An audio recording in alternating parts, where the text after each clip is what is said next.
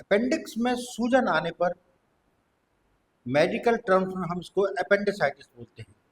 Appendicitis definitely एक serious बीमारी है, एक इमरजेंसी है, एक मेडिकल इमरजेंसी है। अपेंडिसाइटिस होने पर, अपेंडिक्स में सूजन आने पर घर पर किस प्रकार मालूम करें, आज इसी सब्जेक्ट पर मैं आपसे चर्चा करूंगा। वीडियो को पूरा देखिए, एंड में मैं आपको बताऊंगा कि अपेंडिक्स का कौन सा ऑपरेशन सबसे अच्छा रहता है। मैं डॉक्टर पुनीत अग्रवाल हूँ। पिछले 40 सालों से समाज में as a laser surgeon, as a laparoscopic surgeon, as a general surgeon अपनी सेवाएं दे रहा हूँ। आज मैं आपसे बात करूंगा अपेंडिक्स के बारे में।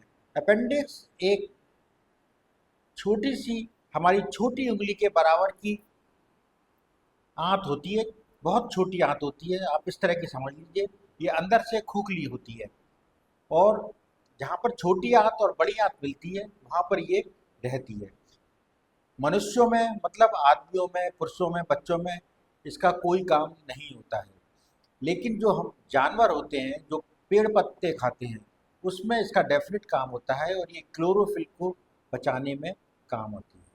हमारी जो छोटी उंगली होती है इसकी साइज की होती है और जब इसमें जो इसके मैंने आपको बताया कि ये खोखली होती है, जब इसका जो अंदर की लूमेन है वो किसी वजह से रुक जाती है, किसी खाद्य पदार्थ के फंसने से, बैक्टीरिया के आने से या सूजन आने से, तब इस पूरी अपेंडिक्स में बहुत सूजन आ जाती है और इसको हम अपेंडिसाइटिस के नाम से जानते हैं।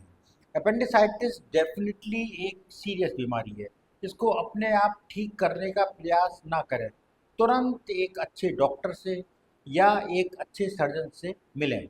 अपेंडिसाइटिस एक मेडिकल इमरजेंसी है, हमें तुरंत ऑपरेशन की भी ज़रूरत हो सकती है, इसलिए केवल केमिस्ट से पूछकर दवा ना खाएं, तुरंत एक योग्य डॉक्टर से मिलें।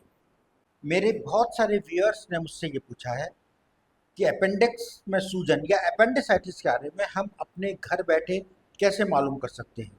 अब मैं इस सब्जेक्ट पर आपसे चर्चा करूंगा।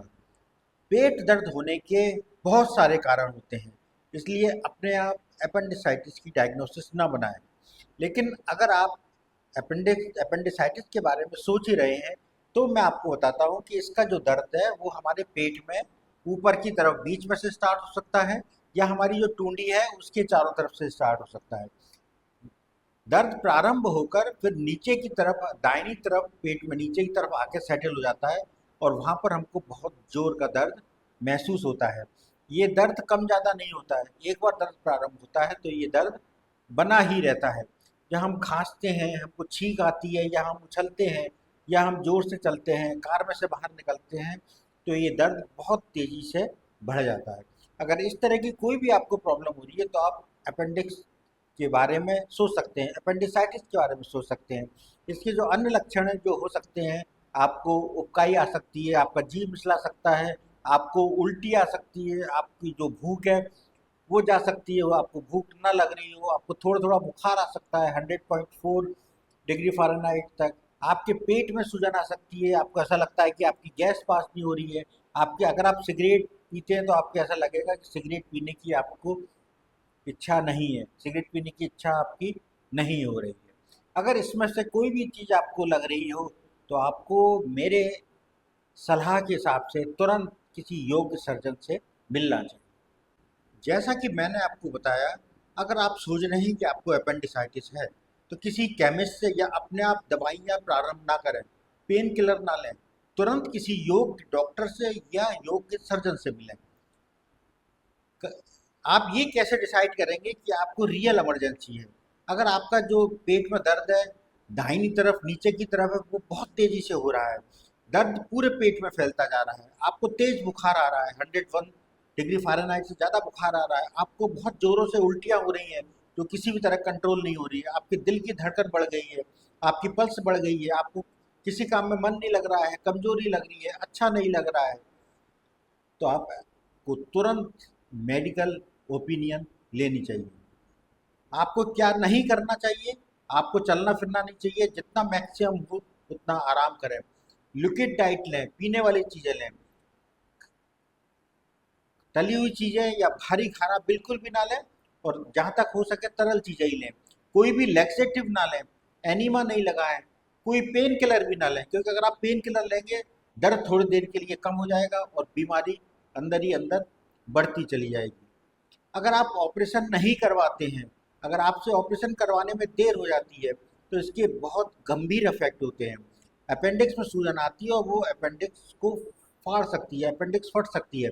और जब अपेंडिक्स फट जाती है तो पूरे पेट के अंदर मवाद फैल जाता है, पेरिटोनाइटिस हो जाती है, जो कि एक सीरियस बीमारी है और जिसका हमको तुरंत ऑपरेशन पेट का करना पड़ता है। पेट में बहुत ज़्यादा सूजन आ जाती है, हमारी आंतें घूमना बंद कर देती हैं, और इसलिए अपेंडिसाइटिस होने पर इसको बढ़ने ना दें, फ़ौरन इसका इलाज कराएं।